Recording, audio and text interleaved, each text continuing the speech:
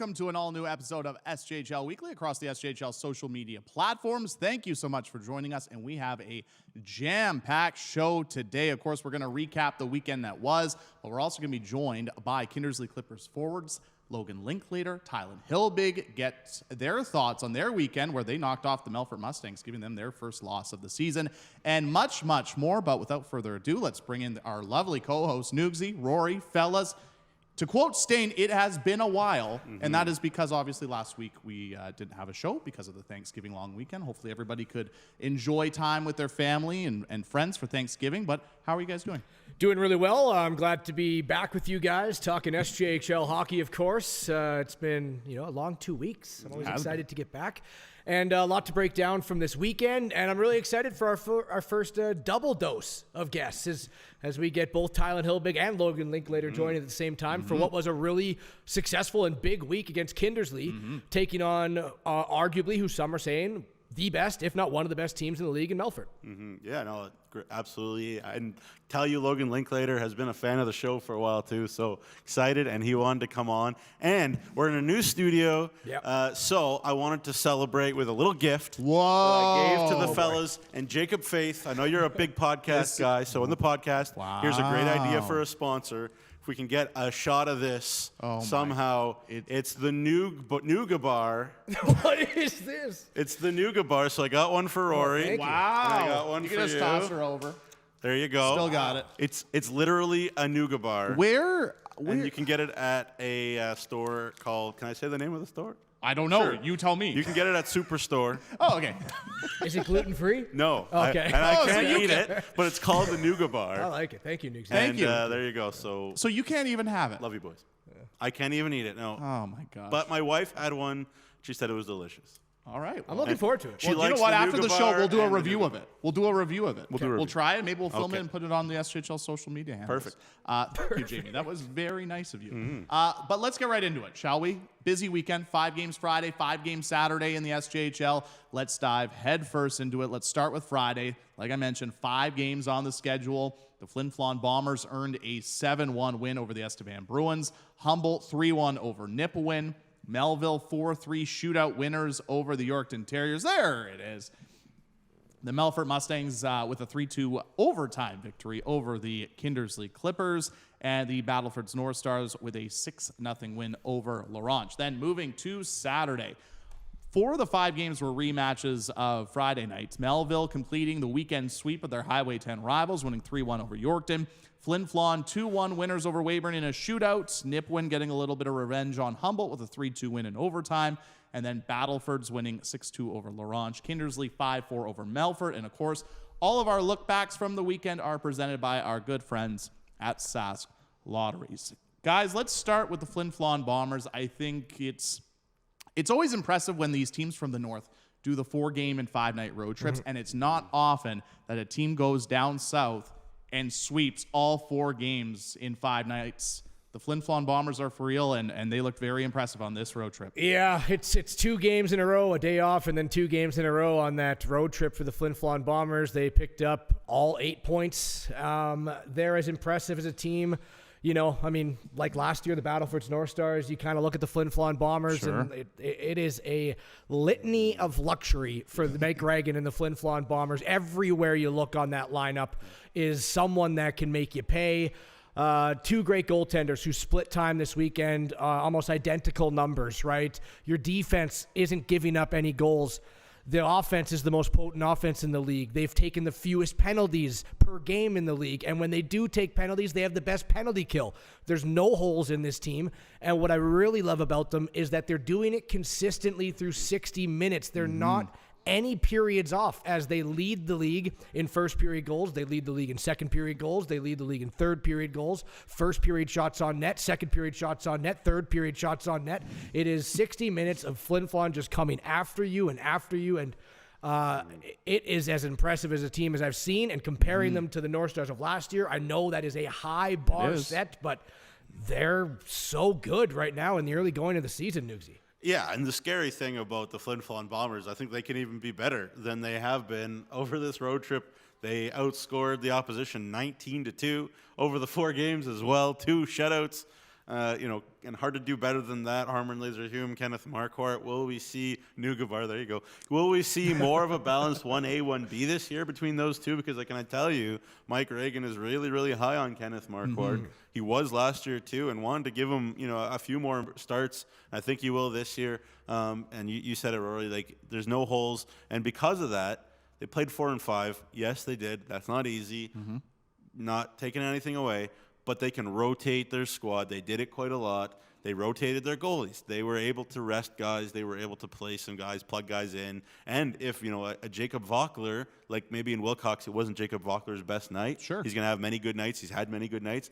But like Justin Lees just steps up, or Anthony Piccinino can just step right up, or Carter Anderson, who they just added from the Prince Albert Raiders, who looks like he's going to be a superstar in this league. He just steps right up. So the list goes on and on and on. We could go through the whole lineup, I'm sure, like this. But bottom line is, it's scary. This Flin Flon team is scary. And we didn't talk about that because they were both acquired after our last show we had during that Thanksgiving week. Adam McNutt on the blue line, and then Carter Anderson up front is just two experienced WHL players coming in and just, I wouldn't even say bolstering. It's like, wow. Like, another thing you got to deal with Flin Flon. They've been impressive. There's an argument that Noah Hull's been the best defenseman in the league so I don't far. think that's an argument. He has been. Well, and the other thing to just, I guess, put a bow on the Flin Flon Bombers, I think what's impressive, too, is through 10 games, there's only been twice that they haven't scored 5 or more goals. There's only been twice where they've only found the back of the net. And they're doing it everywhere as well. We talk about how hard they are to beat in the Whitney Forum. They're undefeated on the road. Like, they're not losing on the road either. So it's going to be tough right now. And I think we've talked about the last 2 years of, Flin Flon. Yeah, they're up there among favorites to be a front runner for the SJHL championship. We know how bad they want it. We know how bad Mike Reagan wants it. They are front runners right now, without question. They're the second best team in the CJHL after Brooks. Period.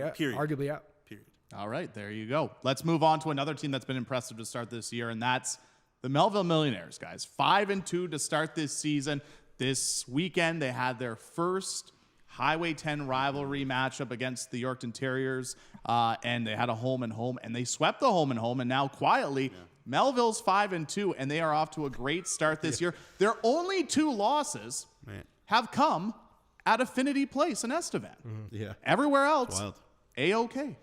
Yeah, and I talked in our season preview about how excited I was for some of the 06s, some of the 05s, the Saskatchewan kids of those vintage. And there's 2 as good as any on the Melville Millionaires. Cohen Swan and Cole Keane are just as good of an 06s as anybody in the SJHL. And Doug Johnson, I asked him what the secret was to the start. He said there's no secrets. Team's working hard. We've got great goaltending. We talked about how good we expected Will Dyke to be this year, playing behind a Doug Johnson team, and he's been money in the bank, no pun intended, for the Melville Millionaires. They've bought in early and often to Doug Johnson's ways. They practice for 2 hours at a time there in Melville, and the kids are buying in. Got to give them credit. They have 2.29 goals against per game. That's 3rd in the league behind Humboldt and Flin Flon, who just don't give up goals either. They're 5-0 when they score the first goal in games. And as I said, they're just finding ways to score goals, whenever they need to, whenever they can. And everybody knows they're no fun to play against. They're absolutely no fun to play against. I want to give a shout out to the Melville crowd as well, right? Their attendance is now, is it third? It's 3rd or 4th in the SJHL. And they're undefeated at home. I'm not saying it's because of it, but it's growing there, right? 100%. There's belief there. And Melville was one of the places you wouldn't expect it to be a crazy crowd on a Saturday night. Now they're getting that support, and I absolutely love it. They're the youngest team in the league, right? And usually when you see these young teams, over the course of a game, more experienced, older teams can start to punish you, right? They can start to wear down on your D-core, really get offensive pressure later in games. Melville's given up 3 third-period goals all season long. They're undefeated at home, and Nugsy also said when they score the first goal, they're undefeated. So if they can get a good start, they're really hard to beat down over 60, which is amazing to see for such a young team. Yeah. And what a story Willie Dyke is right now. Is he not the front runner for goalie of the year? We've had so many good goalies, but just he's up there. The uncertainty of what Melville is going to be and how good he's playing. I love it. I love the story. Yeah, I mean, you think about premium pairings in this league, and I don't know how many people are saying Matt Chemis and Cohen Swan, but they have been unbelievable together as a pair. And just playing Doug's system. I mean, Jeromy, you've been paying attention to this league for many, many years. You know those Doug Johnson teams of Nipawin past. They were the same. Like, they were in your face. Exactly. They were impossible to beat, break down, and get good scoring chances. And man, oh man, when you do get a chance, Will Dyke and even Ethan Rao has been there. So, man, big time credit to the kids, first of all, for saying, you know what, hey, do we look around this room? Do we have the superstars like Flin Flon, maybe like Humboldt, maybe like Melfort? Maybe not, but that's fine. Like, our superstar is our collective, and they have been that.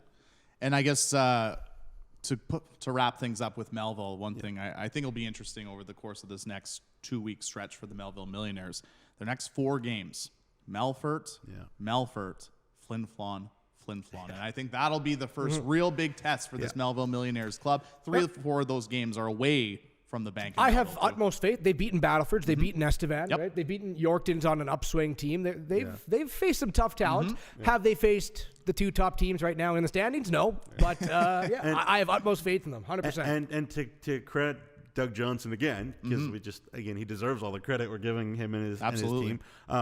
He said, when I talked to him this morning, he said, we're going to learn the next couple weeks what we're really, really made of. Right. To your point, Rory, about facing the Flin Flons and the Melforts in their house. Can you play Doug Johnson's way when, there's something about the Northern Lights Palace, kind of dark and dingy, and the fans are right on you, and it's not a fun place to go. And obviously we all talked a lot about the Whitney, so don't need to go there right now. But yeah, it'll be fascinating to watch, no question. Yeah, and just to echo what Rory said, too, about the crowd in Melville on Saturday, 1,136 people at that game between Melville and York. People Obviously, usually a big crowd for the Highway 10 rivalry, but like Rory said, lots of excitement. Winning helps, and Melville's winning right now. It's exciting times in Melville for sure. Let's go to another team that also swept this weekend, the Battlefords North Stars. Up and down start to the year, but a lot of positives this weekend.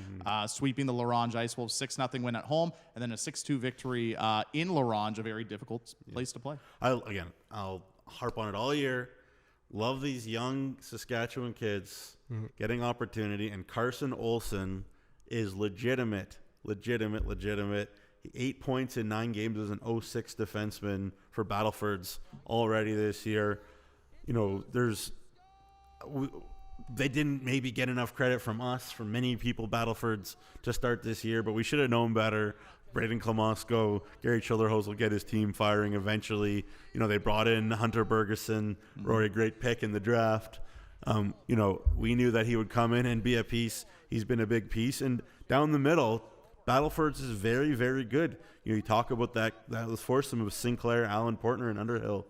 It's a very sneaky, good top 4 centerman. Larange's got to find a way to stop leaking goals, stop leaking goal-scoring chances, no matter who they are. I'm sure Kevin Kaminsky's working hard at that in practice. But, look, Battleford's got Justin Merrick back. Everybody knows that when you believe in your goalie, like the Battlefords do now, again with Justin Merrick and Joey Hocko, when he's in net, that makes the team another 2 inches taller.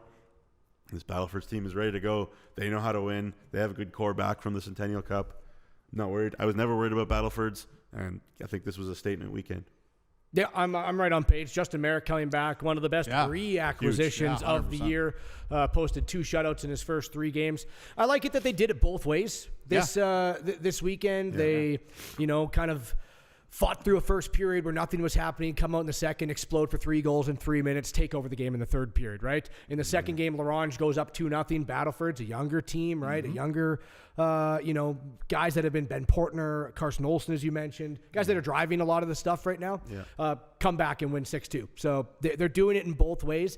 They have not had great starts. No. That's got to change. I'm sure that's what Gary and Braden are kind of keyed in on. They're being doubly outscored in first periods, 12-6. Not what we're used to expect that Battlefords did last year. But I like the way that they're doing it both ways. 2 weeks ago, I said, I don't know what their identity is right now. Sure. I still don't know if I do, but Justin Merrick back there really solidifies, I think, the goaltending, and then they can build from the net out, which is what they're going to do. And I think you talk about identity, like the Battlefords North Stars, they always get their wingers high. They always have lots of speed. Everything is fast with them. There's no waiting around. They're putting pucks in areas. And I think a big part of that is Wiley Riendeau and their staff and Braden Klamosko identifying who they need to bring in, who they need to add, who needs to go, who needs to stay, how they can get everybody to buy into a system, because every time you have as much success as the Battlefords North Stars do, they lost a lot of pieces that are their core, and so these guys are new to their roles with the team, but they brought in a guy like Hunter Bergeson, who we all know can fly. Big boy, but he can fly. Carson Olsen, very mobile. Portner, very mobile. That's the way they got to play. That's the way that they're always going to play. So the identity is the same. It's just getting them to play that way. And once they do, and when they do, they're going to be just as tough as they always are, the Battlefords North Stars. And speaking of Ben Portner, you both mentioned him. Yeah. He is this week's winner of the Tourism Saskatchewan Highlight of the Week. So let's take a look at it. Shot towards the front, it was blocked, and now Portner back on the attack the other way, in for the Stars, right down the middle, and what a goal! Cue the highlight reel! And I guess just to add what you guys were talking about when it comes to the Battlefords North Stars is because they had lost so much, it's creating so much more opportunity now for a lot of these new players like Ben Portner to come in and, get that chance in the top 6 and play a big role. I've liked how they've filled in the pieces that they have returned. Because they lost so much on top of their roster, they still had a good group of returning players. There was like 10 or 11 of them. Among the highest, in the upper 6 of the SJHL and returning them. They just weren't your Jake Southgates, your Steve Kessler, right? It wasn't those high-end guys. They lost a lot of that. So you're getting a young Carson Olsen, a Ben Portner, right? Sinclair from the KIJHL, who was second in the league in scoring. Now they're starting to figure out the Junior A game. They're starting to fill in with these Brad Blakes, the Marshall Lights, the Jordan Grills, Tanner Gold, who had an amazing game on the weekend, right? And now you're seeing it is kind of becoming glued together on what they want to look like moving forward.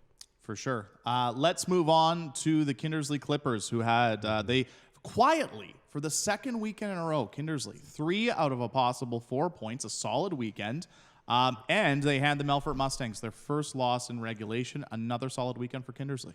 It was, and just a quick point about the weekend. Again, Kindersley, a young team, right? They didn't get deterred when Melfort got the first 2 goals of the game. Right. And then when Melfort started to come back, they're up 3-0. They're feeling good about themselves. They're at home, right? And then Melfort, boom, 3 goals in the third period. That game could go derailed for a young team, and they don't. Danton Cox steps up with his first of the year. His brother Logan with his 4th. And they win that game. First loss for the Melfort Mustangs, and it's to the Kindersley Clippers. So it was a slower start for Clayton Jardine. I mean, slowest start if you include 5 games. It's not that big of a sample size, right? We're not even a month in the season. Exactly. But I think this is huge for confidence levels for a team like Kindersley who wants to prove everyone wrong, and you go up and get 3 out of 4 points against the first place team in the SJHL. It's big.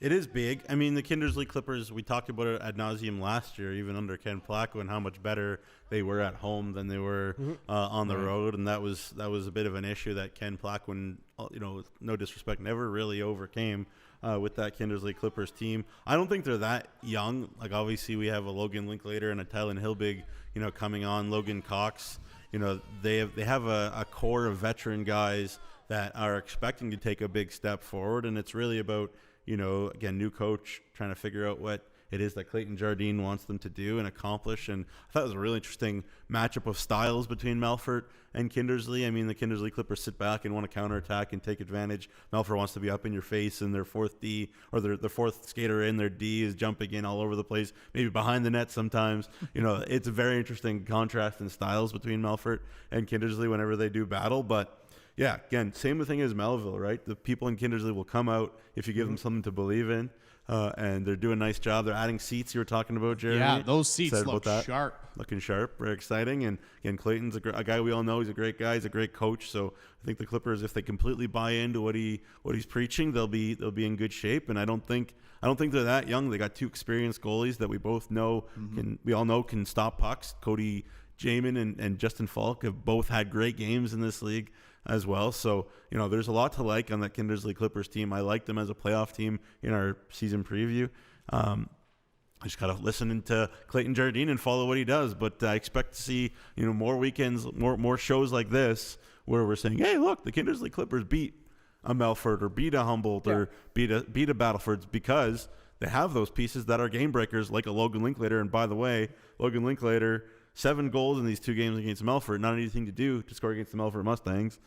Logan Linklater didn't have any points, and that's good. That is good for Kindersley that they found a way to win a game without needing Logan Linklater. Not good for my fantasy team, though. It's not good for Rory's fantasy You're team. already in first. It's not good for Logan. I'm sure he'll be fine as long as they win. He's that type of kid. I know him. But it's good because, there's other pieces that are doing the job. Right. They have a lot of experience, but they do. They are the top 3 youngest teams in the league with Melville and Humboldt. Yeah. So 207s on a roster will do that for average age. Yeah. The Perlingers, right? And no one else is carrying 207s. Yeah. But they are the top 3 teams for being the youngest average age in the SJHL. For sure. And they got a tough weekend ahead. We'll have to ask both Tylen and Logan about, because they're in Flin Flon for 2 games and then a Sunday afternoon game in Larange for 3 games and 3 nights next weekend. Finally, last little series to talk about before we go to break is Nipawin and Humboldt. 2 3-2 games.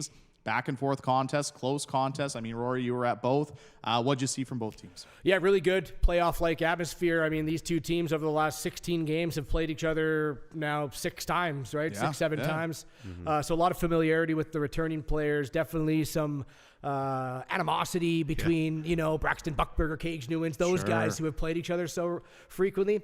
But it was exactly what you would expect Nipawin to want to play against one of the top teams in the league. In the final 2 minutes, if it wasn't for Ben Motu, Nipawin's tying that game, and it's going to overtime both games. Okay. And then in the second game, they smelt a little blood in the second period. Humboldt fell into penalty trouble. They scored a shorthanded goal. They're second in the league in shorthanded goals. They scored a power play goal to go up. It was the first time Humboldt was trailing this season. And Nipawin played a perfect game plan to shut Humboldt down throughout that game too and pick up a win in overtime. So I was impressed with the Nipawin Hawks. As for the Humboldt Broncos, they're missing 3 of their top defensemen, so they only played 5D. Only one of them had SJHL experience. And guys like Chase Cook, Connor Toohey were playing 30 minutes a game. So I think they just got a little wore down in that third period. Matthew Van Blair, as you saw right there, penalty shot in overtime, got caught up on some dead snow. I'm happy for the Nipawin Hawks because for the first game, it was Humboldt with an opponent that they didn't just run through. Mm-hmm. And for a lot of their new young guys, it's going to be a huge learning experience, way more so than beating Weyburn 10-1. Yeah. Sure. I do not take penalties against the Humboldt Broncos. 27.5% on the power play. 11 for 40. Cage Newens has 5 goals, 4 on the power play, probably all 4 from the same spot with the same one-timer. Boy, oh boy, is that a problem? Find a way. Everybody's circling, watching the Humboldt power play, say, hey, don't let Cage Newens take a one-timer, and don't let him take that shot from that right shot from the left side, and somehow he still finds a way to do it. So until someone stops him, he's going to keep doing it, and he's going to keep scoring, because that shot is lethal. But yeah, great for Nipawin, stuck with it. Hard place to go, Elgar Peterson Arena. Talk another couple 06s, right? 06 Saskatchewan kids. Ronan Buckberger, we've talked about him ad nauseum. Maybe the best rookie in the league so far, if you include Connor Toohey. I know he's a 19-year-old, but he's a rookie. So, those 2 guys going at it was pretty fun to watch. And Mason Karakachuk, not to be, outdone at all. Another very, very talented 06 from Saskatchewan, doing great things in this league. He's much more of a power play guy more than anything right now for Nipawin. But again, as he continues to get comfortable in this league, wow, another weapon for Tad Kozin. I love these young kids getting opportunity. And, again, big for Nipawin to be in another team that had not lost. We talk about Melfort not losing. Right. Humboldt hadn't lost in any way either. So 2 teams that were undefeated come to the weekend. There you go. Welcome to the SJ. Big thing to look for Humboldt as well, moving ahead in the season, has been their starts. It's been the best starting team so far in the SJHL. They've outscored their opponents 14-2. They've also outshot their opponents 128-46. So they just really don't let you get anywhere near the net to start the game, and then they wear you down on the other side. It can really get in your head about how am I supposed to break through this. So far, Humboldt starts has been the one thing that's really propelled them through 60 minutes. I was impressed. Yeah. Nipawin, though, in the first period in game 2, they were great. It was the one game where I was like, this team's right in it, and this is going to be a game. And Damon Cunningham. So good. Unbelievable. Yeah, he's been great. 943 save percentage on the year so far. Again, small sample size, but they were excited about him in the offseason. Good reason. He's been unbelievable for Nipawin. And I'm sure Tad would like a little bit more goal support for Damon Cunningham because was he have a 4-3 record right now? 3-3. 3-3-1. Yeah. So he's 500, but he has a 942 save percentage, right? So it's just like they got to win 3-2 games. They got to win 2-1 games right now. And when Nipawin gets that offense rolling to the next level, which we expect them to, they are going to win 7 out of 10 games routinely. Yeah, for sure. And one thing I just want to add before we go to break with Nipawin that I think's going to be beneficial for them down the stretch too is just the fact that in back-to-back weekends they play a home and home against Battleford and a home and home against Humboldt. They lose the game at home, but then they go into a difficult building and pull out a game on the road. And I mean, when it comes playoff time, winning games on the road become more and more difficult. So you have that confidence moving forward throughout the season. That'll do it for the weekend recap. Of course, after the break, we will be joined by Logan Linklater, Tylen Hilbig of the Kindersley Clippers, get their thoughts on the start of the season and much, much more. This is SJHL Weekly across the SJHL social media platforms.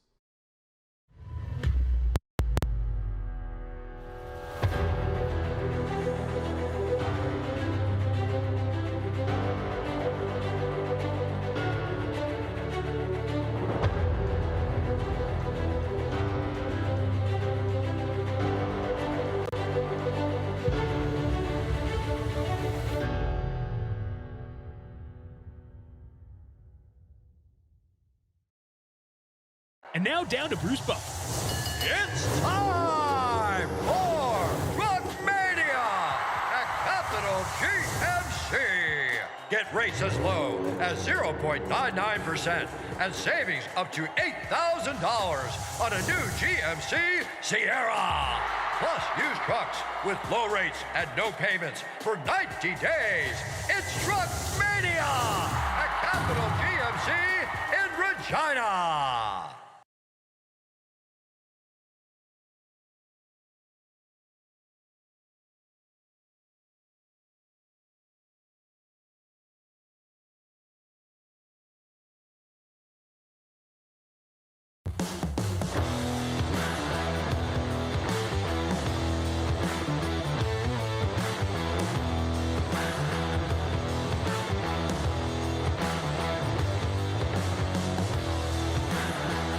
As a student, things can pile up fast.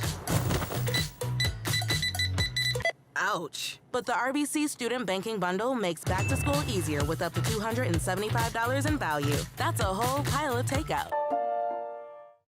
Today, online bullying is more common than ever, but there is help. SaskTel wants to solve this problem. It's why they created Be Kind Online. If you're a victim of online bullying or know someone who is, or even if you just want to stop it from happening to anyone, this is a place to learn what you can do. You can find lots of tools and tips to help you stand up to cyberbullying. Be Kind Online is a place to learn how to stay safe as well, to learn best practices and plans to stop cyberbullying before it even has a chance.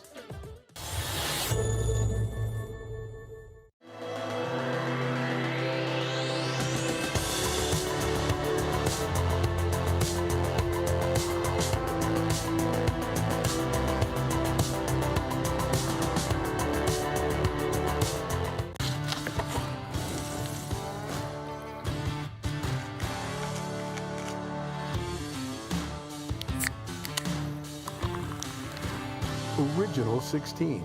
Celebrate things done well. Sask Energy Network members are the best choice for natural gas solutions for your home or business. With comprehensive services like heating equipment maintenance, appliance installation, and in-store financing, they have natural gas solutions that go beyond heating to bring you the comfort, efficiency, and reliability of natural gas, both indoors and outdoors, all year long.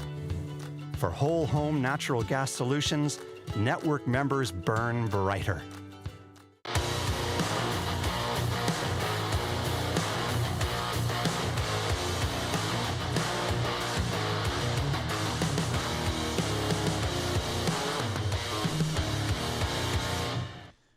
Welcome back to SJHL Weekly across the SJHL social media platforms. It's Nugsy, Rory, Jeromy. Thanks so much for joining us. We really appreciate it. Whether you're watching on YouTube, Twitter, Facebook, you named it, we appreciate it very much. But it's time to go to the video chat line where we're pleased to be joined by both Logan Linklater and Tylen Hilbig of the Kindersley Clippers. Fellas, thanks so much for joining us. We really appreciate it. How's it going today?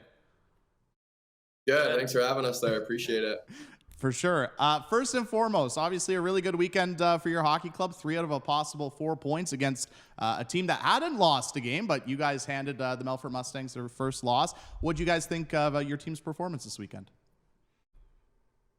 Yeah, I thought we played really well this weekend. Well, first game, we had a tough start, but we had a really good third to tie it up and send it to overtime. And then second game, we started off really hot and then got into some penalty trouble in the second, but pushed through in the third. Yeah, I thought it looked good. I thought we, kind of just pushed through, and I thought we played together, well as a team. And I thought, those are the teams and those are the games you want to win and kind of establish yourself as a good team. So I thought it was a good weekend for us. Yeah, for sure. Thanks again for your time, fellas. Really appreciate it. Both of you guys from Kindersley, decent core of the team, locals. What does it mean to you guys to wear that K on your chest, knowing you probably grew up watching this team and the senior team too, I'm sure. But just talk about what that's like for you guys. Yeah, no, it's awesome. Growing up watching was always cool. Get to go to a Clipper game. It's like right on. Like this is my Friday, Saturday night every night, and then getting to play along with a bunch of too is awesome. Get great community support, and it's good. Yeah, it's definitely cool. I think, it's special that we got to play together, and, Ethan and the Pearls and all. I think, we played together for so long. We know each other for so long. So I think, to kind of, bring it all full circle and be together and to be able to kind of play our full final year together, I think it's pretty cool. So.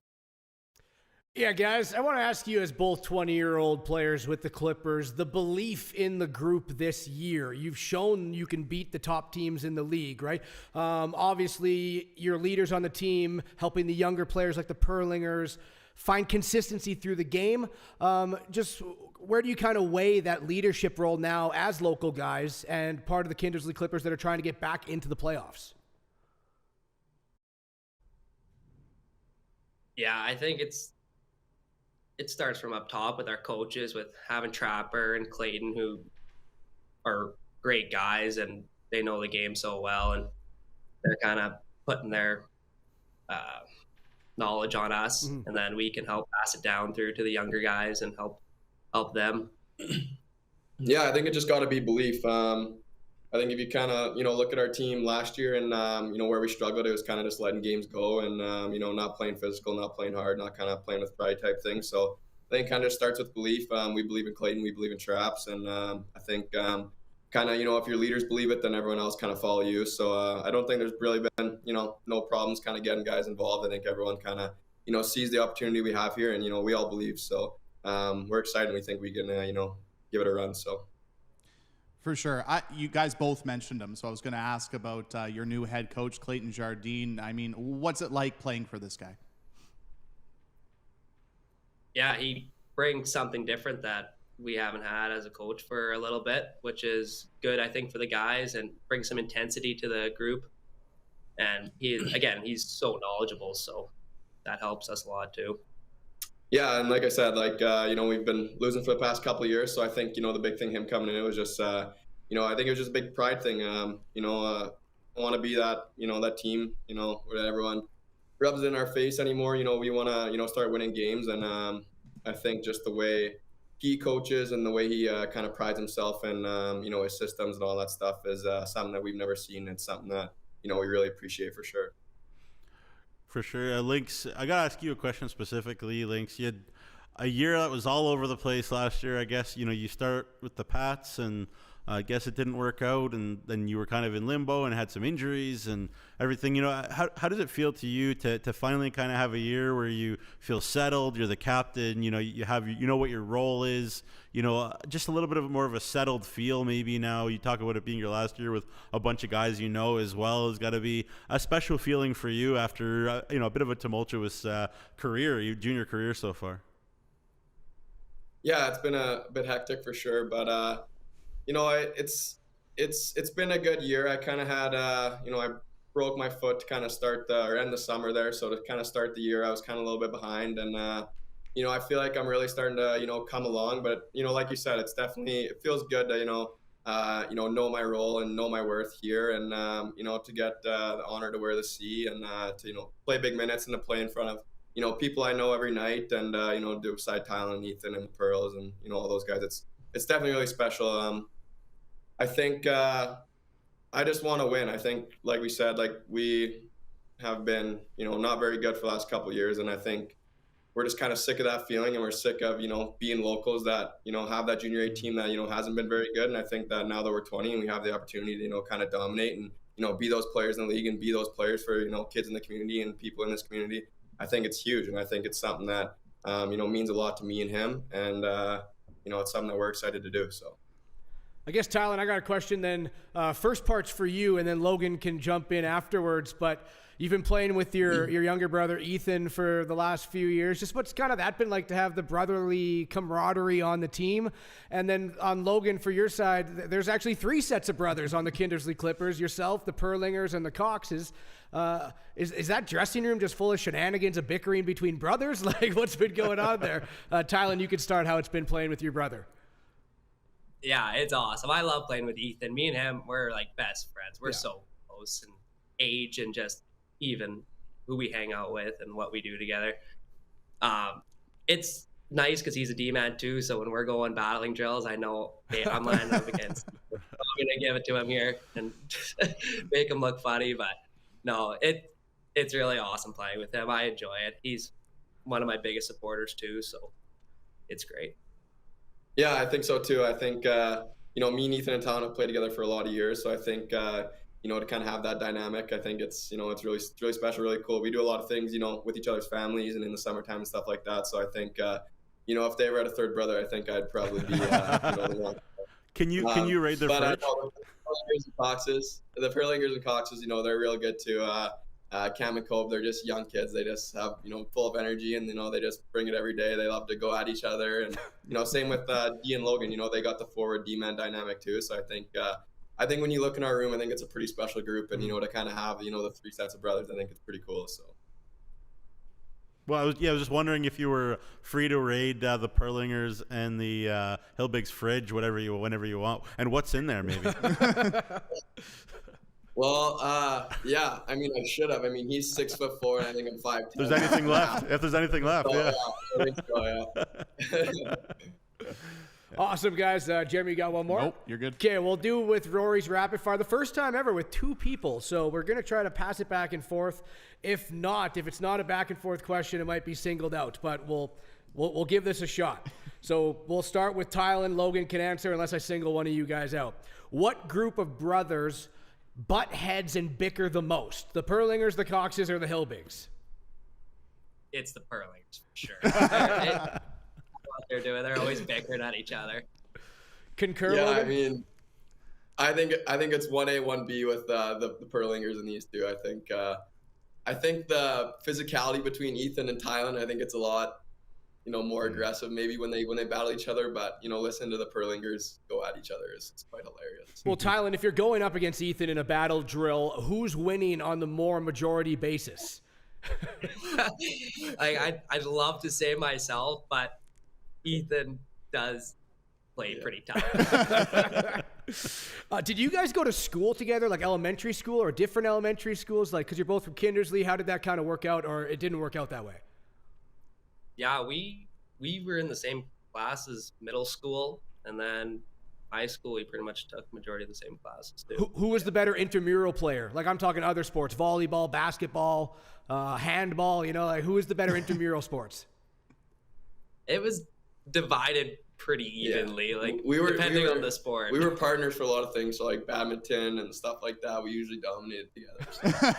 Logan, of course, you played with Connor Bedard, the story of the NHL right now. Is there one thing that you have kind of bragging rights over him, maybe off the ice, that you knew that you had the edge and could do better than him? Cooking, maybe, or nothing? No, I don't know. He was a really good guy, and I think he was pretty dialed on everything he did. So I think there wasn't very many categories I'd beat him in. Probably. Tylen, another brother question. What's the one thing Ethan does that annoys you the most? There's a few things. The most, Or top 5. Air the dirty laundry. Top 5. Let's go. Don't hold back.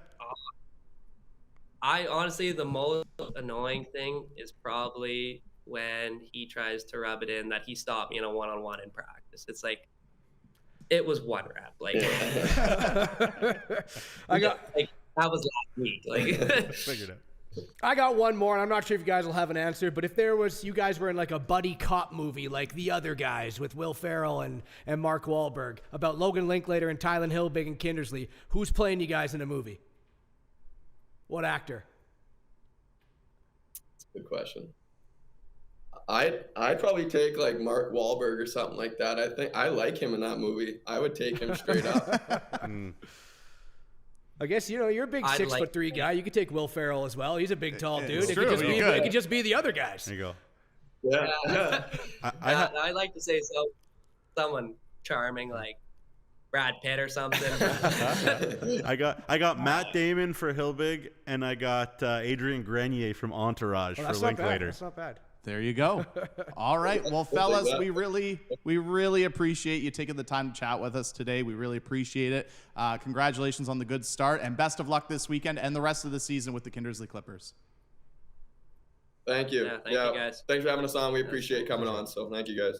All right. That is Logan Linklater and Tylen Hilbig, forwards for the Kindersley Clippers. We talked about it, obviously, quietly the last 2 weekends. They've been very good, the Clippers. 3 out of possible 4 points, and it looks like they're heading in the right direction under Clayton Jardine. And, I mean, in the season preview show, the first weeks of the show, I mean, we were expecting this from Kindersley. I was really hoping for big things from them. Did they start 1-3? Yeah, so what? They've shrugged it off. And, look at them go. And just to add to that, too, not the easiest schedule to start the year either for the Kindersley Clippers either. But they're going to playing 3 games in 3 nights this weekend, 2 games in Flin Flon, and wrapping up the trip in L'Orange on Sunday. But before we go to break, we know what time it is. It's everyone's favorite segment, brought to you by Neugebauer. It was good, though. I cracked it open in the break. We both did. It was we really cracked it open during the commercial break.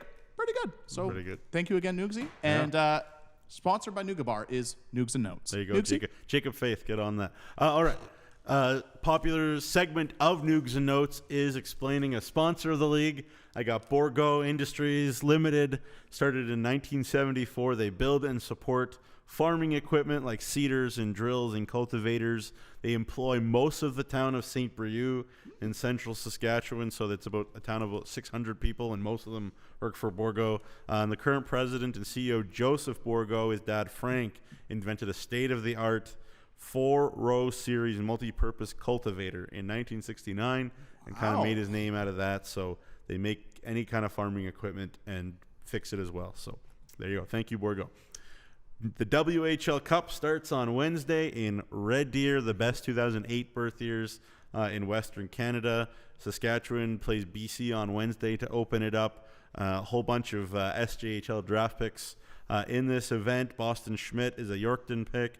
Jonas Sievertson is a Flin Flon pick. Davey Fisher, a Nipawin pick. Eric Granberg is a Melfort pick. Of course, Dane Boyker and Beckett Hamilton are both also there for Saskatchewan, and their auto protects to the Humboldt Broncos, so Rory might be able to call their games at some point later this year if they get called up by Scott Barney. I know they're 08s, but they're pretty special. 2 first-round picks in the Western Hockey League. It's always a great tournament. My favorite team at the tournament has a favorite to win. Not my favorite team. My favorite team is obviously Saskatchewan, but my favorite to win it is Alberta with a D-core that has 3 guys that I think are almost not nobody's surefire NHLers, but Daxon Rudolph, Keaton Verhoef, Aaron Sawatsky, 3 first-rounders in the Western Hockey League on their back end, and boy, oh boy, are they good. Daxon Rudolph was the 1st overall pick in the Western Hockey League, and Verhoef was the 4th overall pick, so great back end for Alberta, and 2nd overall pick too, and Riley Boychuk up front. So it should be good. Great tournament again, Saskatchewan. Assistant coach at that event is the head coach of the Notre Dame Hounds, Brett Pilkington, head coach and GM, so he won't be there in Weyburn or in Carlisle either. So there you go. And then finally, the Sask Finest have had 2 pieces up on the SJHL website already. Braden Klamosko a couple weeks ago, Nick Nielsen, the broadcaster of the Weyburn Red Wings last week. And I have a new one on Wednesday. You have to tune into the SJHL website around noon to find out who it is. I posted a picture last night on my social media with a hint. If if you can get it from that picture, then kudos, because the hint was not an easy one. But there I got you it go. wrong. And Rory got it wrong. But it's a good one. I'm really excited about it. Got some great interviews for it. So make sure you tune into Saskatchewan's Finest every Wednesday at noon on the SJHL website. And that's Nugs and Notes. Nugs and Notes. Brought to you by Neugebauer. Neugebauer. For the time being, at least. Yeah. Let's take a break. Then we're going to come back and we're going to hand out some awards. We'll have Players of the Week. We'll have our fantasy team update, which I know one of us is getting very excited to do. He's smiling and nodding. And much, much more. This is SJHL Weekly across the SJHL social media platforms. The Chevrolet Silverado 1500. Advanced power and capability to tackle the long hauls. Style to make a statement on the streets. Visit ChevroletOffers.ca to learn more.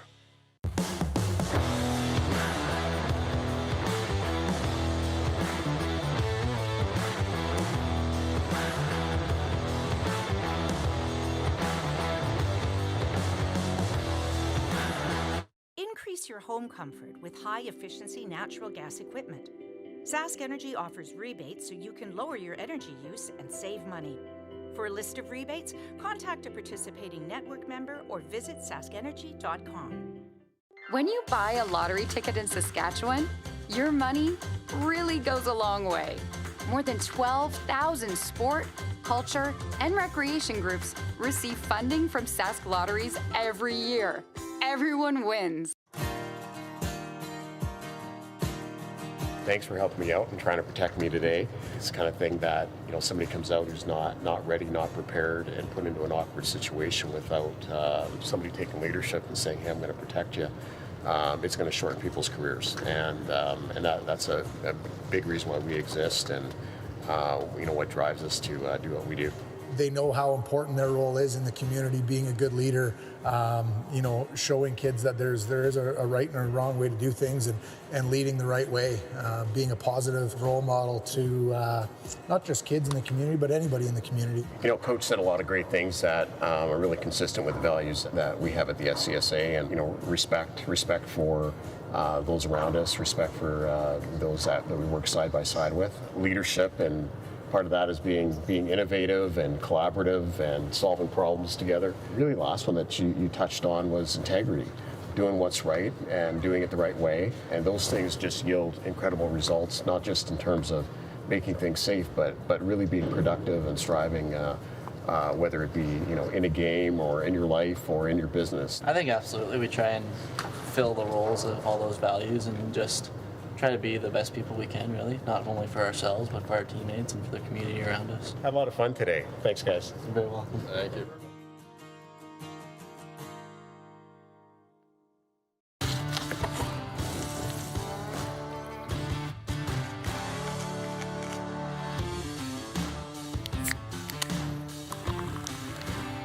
Original 16.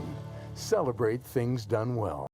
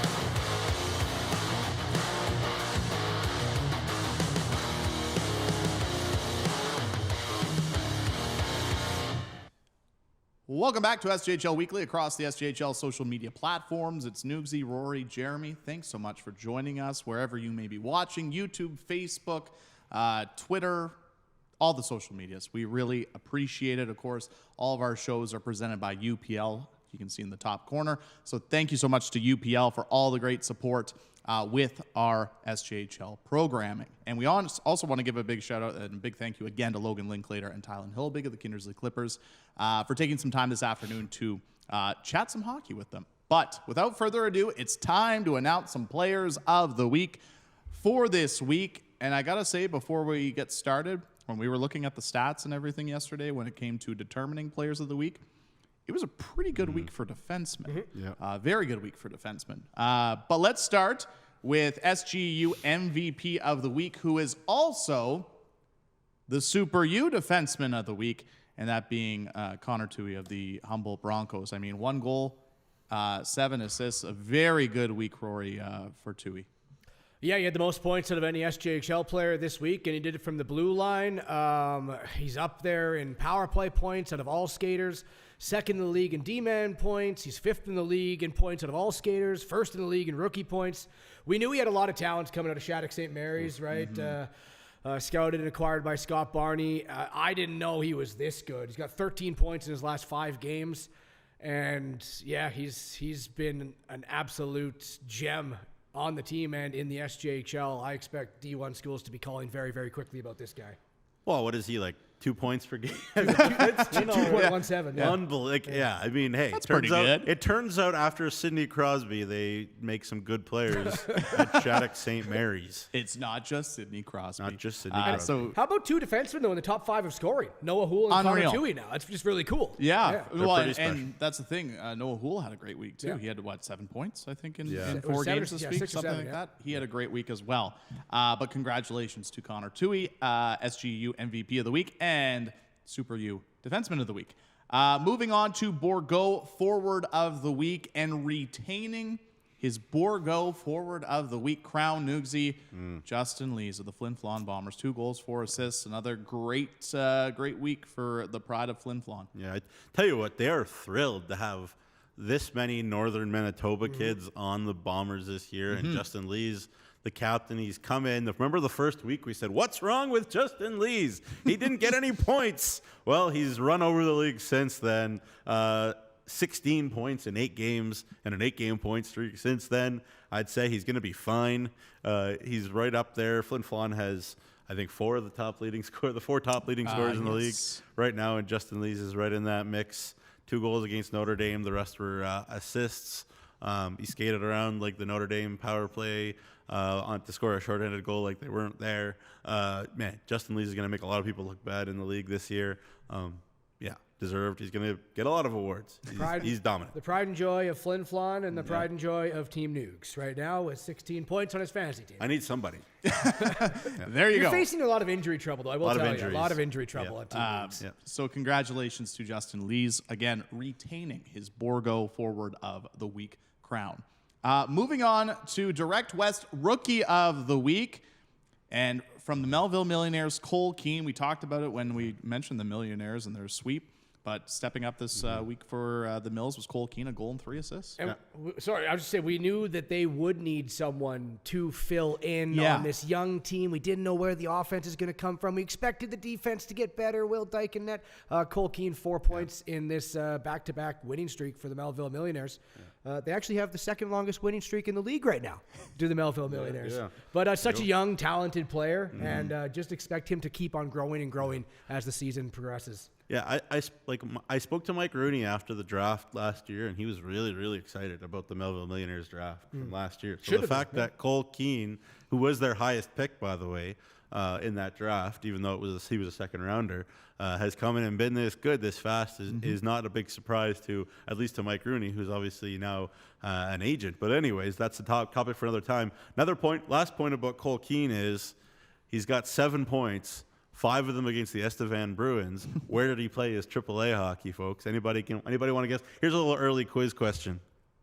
I'm going to guess the Estevan Bears. He played for the Estevan Bears. So, again, there's maybe a little revenge tour for Cole Keane he's going to play them a lot in the Viterra. He was good against Yorkton, too. I'm not just saying he's only playing hard against Estevan, but there's something to that. Over what's happened the past, 5 years with Estevan against Melville, I'm sure Melville is really happy in their fans to have a guy that's starting to light up Estevan a bit. Yeah, for sure. And with the Millionaires, it seems like each game, it's somebody different stepping up, and Cole Keane's been very good for them early on this season, a goal and 6 assists. So congratulations to Cole Keane, Direct West Rookie of the Week. Moving on to SaskTel Goalie of the Week. And I don't know, this may be a first, I don't know. But when we were looking at goaltenders of the week, it's tough when goalies almost have the exact same stats. So as a result, the co-winners of SaskTel Goalie of the Week, Kenneth Marquardt of the Flin Flon Bombers and his goaltending partner, Harmon Laser-Hume of the Flin Flon Bombers. I mean, Nugsy, they pretty much had identical stats, just one goal against for both in 2 games. They each got 2 wins, and they each got a shutout. Yeah, as I said earlier, I think Mike Reagan's going to give Kenneth Marquardt a little bit more time, and that's going to give Harmon Laser-Hume a little bit more gas later in the year, too, and I think that's great. Listen, Kenneth Marquardt, for me, is a prime example of it pays off sometimes to be a little uncomfortable, and here's what I mean by that. Kenneth Marquardt was a 16-year-old kid, and he didn't get as many looks as he would have liked in minor hockey coming out of Regina. So what did he do? As a young kid, he went to BC and played Junior B, out there, and absolutely dominated with the Soyuz, which was a very good team in Junior B a couple of years ago. And Kenneth Marquardt was 16-1 as a 16-year-old goalie out there. But he was a little uncomfortable. He got away from mommy and daddy's home, and nothing wrong with staying home. Absolutely not. But he got out, and he was uncomfortable, and it's paying off in spades. He's an 05, yes, but he looks way more mature than that in net. And they got a real good 1A, 1B situation in Flin Flon. I know they got good players everywhere right now, but they're happy in net too. Yeah, for sure. And when you can roll out, you're comfortable with both goalies, you're going to have a lot of success. And finally, Saskatchewan Player of the Week, a player, Rory, you saw this weekend, Braxton Buckberger, a goal and 3 assists. Solid start to the season for Braxton. Yeah, leading the team in points. He's an absolute menace out there, right? Yeah. He's got some grit to his game. He can get under the skin of other players. And Ronan and Braxton on the top of that power play is something special to watch. They constantly are head faking off the shot front screen. And Braxton had a great week. He scored on the power play to give the Nipawin Hawks the first lead of the series. Then he set up his younger brother for the overtime winner. He's fun to watch, and he just brings kind of that intangible that all coaches want, right? He's going to score, and then he's going to stick you on the way to the bench, right? I love the type of play that Braxton Buckberger is. He brings it all, and he's just tough to play against. Yeah, and you talked about that Nipawin Hawks team going on the road and finding ways to get results and maybe play better at the Elgar Peterson Arena at times and whatnot. And I think about their leadership group, and that really speaks to the leadership they have in that Nipawin locker room. McGuire Ratzlaff, great leader. Braxton Buckberger, great leader. Joel Mabin, great leader. They have a very good group of leaders on that team, and Braxton Buckberger in the middle of it. Again, a big fan of that Buckberger family. I've said it before. I'll say it again. And Braxton, great to see him having a great start of the year. And we're still waiting on the Buckbergers at the Centennial Arena in Nipawin. Buckberger. But congratulations to Braxton, Saskatchewan Player of the Week. And, of course, if you want to read more about this week's Players of the Week, head to sjhl.ca. Now, if you missed it, about a week and a half, 2 weeks ago, we drafted our SJHL fantasy teams on SJHL Insider. So if you did miss it, you can go back on our YouTube channel. And if you're not subscribed to it, subscribe to the YouTube channel. But you can go and watch our full SJHL fantasy draft. And we figured we would give an update on our fantasy draft. So I'm just going to read off in reverse order the points, and then we can comment on them. So Nugsy just took a big sigh, so you can kind of guess where Nugsy is. Nugsy is in 4th with 83 points. I am in 3rd with 85. Clark is in 2nd with 89. And Rory, you had a great week. I did. You are up to 107. 18-point lead, Rory. How do we feel? I'm feeling good. I'm not going to get ahead of myself. This is a long season in the SJHL. And, a team as talented as Newsies, they've just gone through a little injury troubles. He's missing Summers. He's missing Dalen Weagle right now. They're going to get back. Nugsy will make a climb. But I've just had some hot starts, right? I got 3 out of the top 5 scores, and I got 5 out of the top 13 scores. It's pretty good. So right now, that's just a good way to start the season. I'm happy for all my performers. If they want to keep it going, I'd really appreciate it. If not, I don't blame you. It's all right. It's a long season, so. But it's a good start. I'm happy. I'm over triple digits right now. Nugsy. Yeah, I'm just proud of the 4 of us. I think we've really nailed a really good cross-section of the talent, all 12 teams in the league represented. And I think it's going to actually be really close, down the wire the whole year. Yeah. So I'm proud of the 4 of us. I'm going to give ourselves a pat on the back here. Thank you, buddy. Good job. Everybody did a good job. All 4 of us did a great job, including fantasy sports savant producer McGark, who we all know literally gets paid to be a fantasy GM. So He we are does. facing a literal professional. It was just a lot of fun. And it was Oh, fun. it was And it that still was is. that was one of my favorite fantasy drafts I've ever. After the games on Saturday night, I'm literally checking the games. I'm like, okay, I got 1 point there, I got 2 points there. I'm literally doing that. But if Zach Summers and Daily Weagle could come back real soon, that would be great. Yeah, fair enough. So that's your SJHL fantasy update.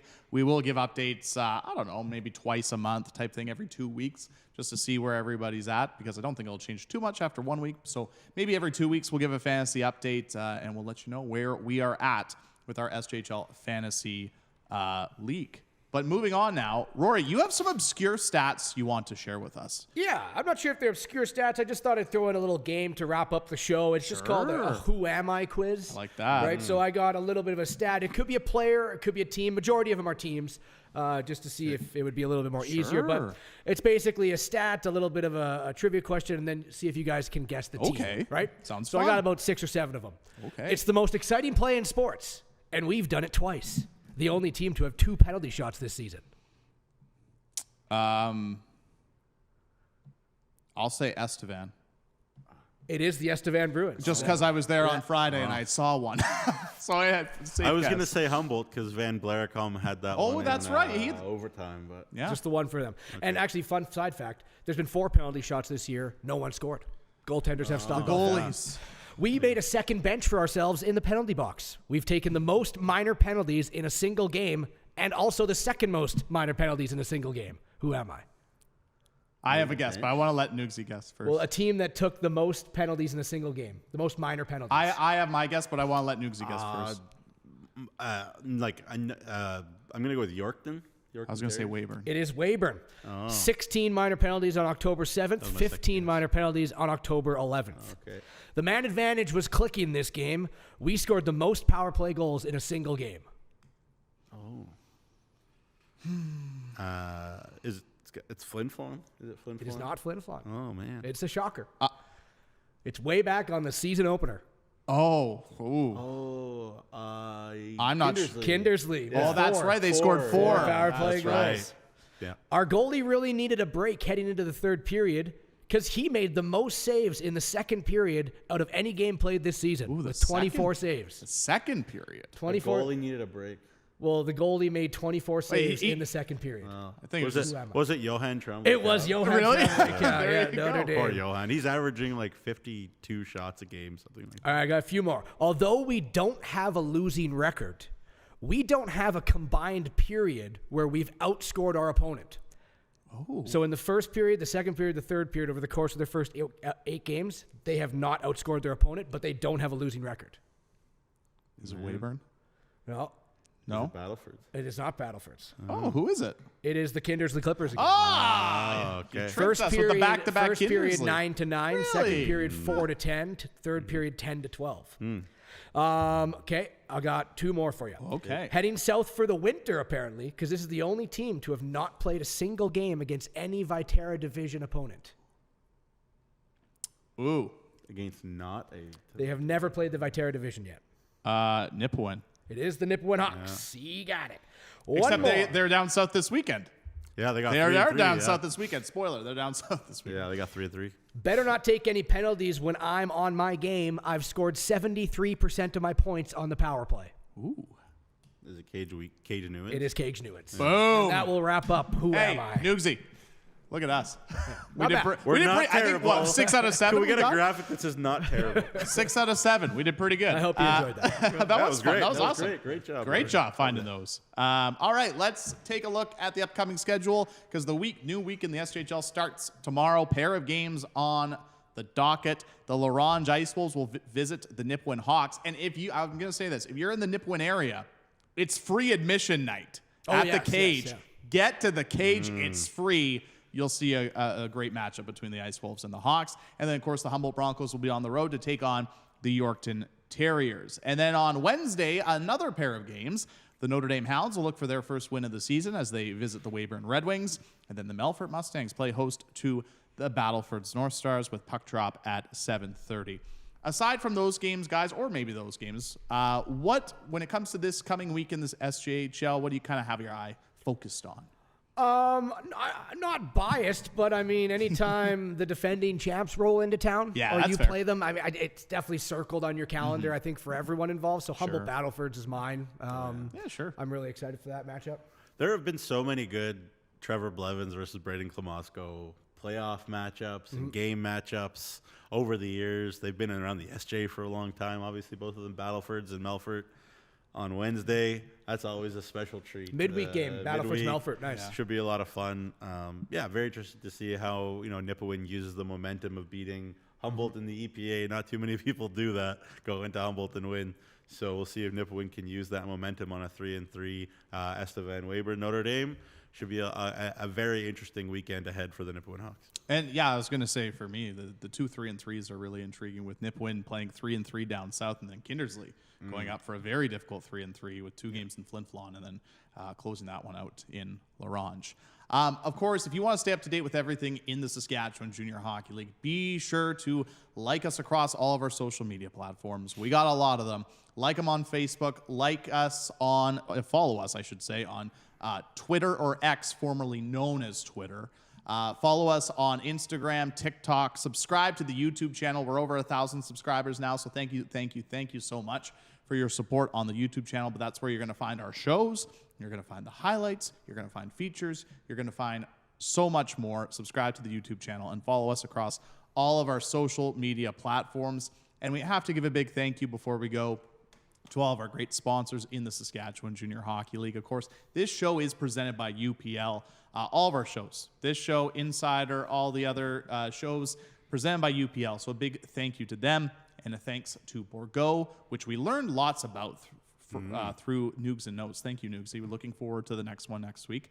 Cantera Seeds, Capital Auto Mall, Great Western, Nutrien, RBC, Saskatchewan Construction Safety Association, Sask Lotteries, Tourism Saskatchewan, UPL, Sask Energy, SGEU, SGI. Thank you so much for your support. Without your support, these shows would not be possible. The new week in the SJHL starts tomorrow with 2 games on the schedule. Of course, if you can't make it out to your local rink, you can catch all the action on Flow Hockey. But for Noogsy, Rory, Jeromy, we appreciate you. Thank you so much for tuning in this week to an all-new episode of SJHL Weekly, and enjoy the games this week, everyone.